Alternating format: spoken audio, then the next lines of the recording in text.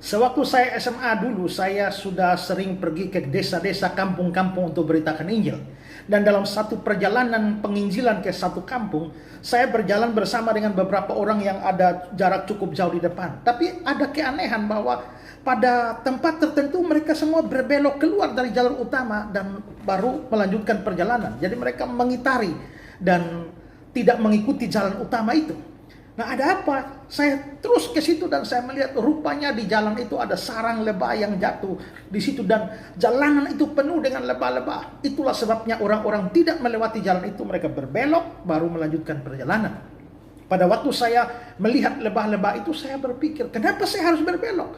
Bukankah saya sedang perjalanan melayani Tuhan, memberitakan Injil? Apalagi saya teringat bahwa pada waktu saya bertobat dulu ada firman Tuhan yang datang kepada saya. Yesaya 43 ayat 1. Aku telah memanggil engkau dengan namamu, engkau ini kepunyaanku. Lalu ayat 2 mengatakan bahwa kalau menyeberang sungai-sungai atau air tidak akan hanyut, melewati api tidak akan hangus. Lalu saya berpikir, Tuhan, kalau air tidak bisa menghanyutkan, kalau api tidak bisa menghanguskan, apalagi hanya sekedar lebah.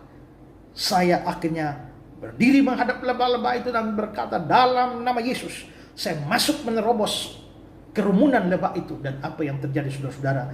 Rupanya saya dikeroyok oleh lebah begitu banyak. Waktu itu, saudara, saya masih kurus. Tapi sejak disengat lebah itu, saya gemuk sampai sekarang tidak turun-turun gemuknya.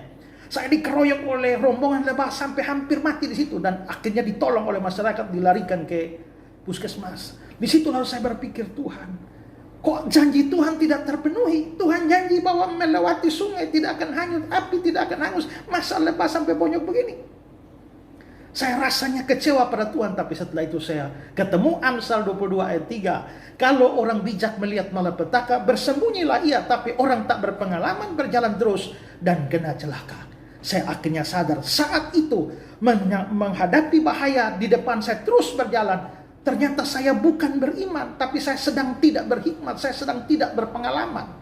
Nah, saya kira banyak kita terjebak di sini. Kita berada pada masa COVID yang sangat mengkhawatirkan, tapi banyak orang hidup seenaknya, melanggar semua prokes yang ada. Dan mereka beralasan, mereka beriman tidak akan kena COVID. Ingat, saudara tidak sedang beriman. Saudara sedang mencobai Tuhan Allah di satu sisi, dan saudara sedang tidak bijak, tidak berpengalaman. Ingat, orang bijak kalau lihat malapetaka, dia bersembunyi. Tapi orang bodoh, orang tak berpengalaman terus, maju terus dan kena celaka.